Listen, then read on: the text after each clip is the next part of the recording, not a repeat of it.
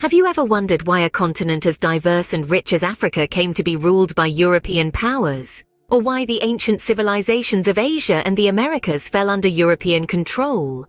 Welcome to our journey through the Age of Imperialism, a pivotal era that shaped our world today.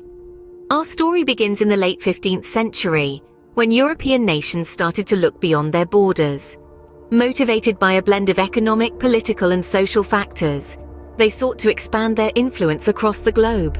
The promise of wealth from untapped resources was a powerful lure. Gold, silver, spices, and later industrial resources like rubber and oil beckoned these nations to distant lands. But it wasn't just about wealth. There was also a thirst for power and prestige. The more territories a nation controlled, the greater its stature on the world stage. This competitive spirit among European powers, often termed as the scramble for Africa, led to an unprecedented territorial expansion. And let's not forget the role of ideology. The belief in European superiority, often couched in terms of a civilizing mission, was used to justify the domination of other cultures. This cultural imperialism sought not just to control, but also to transform the societies they conquered. Now, how did these nations achieve such widespread control? The methods of imperialism were as varied as the motivations. Diplomacy and negotiation were one approach, often involving treaties that were heavily skewed in the Europeans' favor.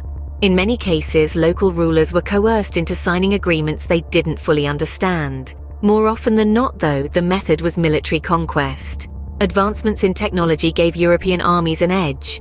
From steam-powered ships to more effective firearms, these tools of war enabled them to subdue resistance and establish control. But imperialism was not just about physical control. There was also a psychological aspect. European powers used education, religion, and the media to instill their values and norms, eroding indigenous cultures and traditions in the process. Now, let's turn to the consequences.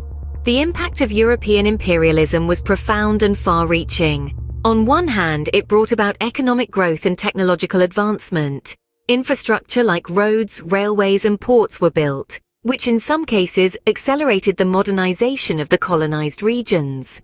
However, the costs were high. Societies were torn apart, cultures were eroded, and populations were decimated by diseases brought by the Europeans. The arbitrary borders drawn by the imperial powers often ignored ethnic and cultural divisions, sowing the seeds of conflicts that persist to this day.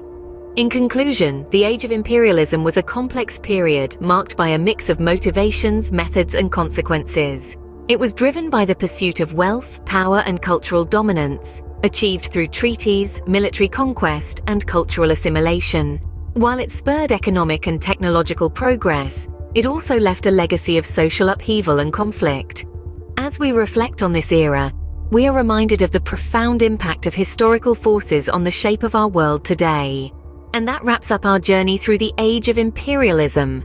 If you found this intriguing and want to delve deeper into the annals of history, don't forget to like, share, and subscribe.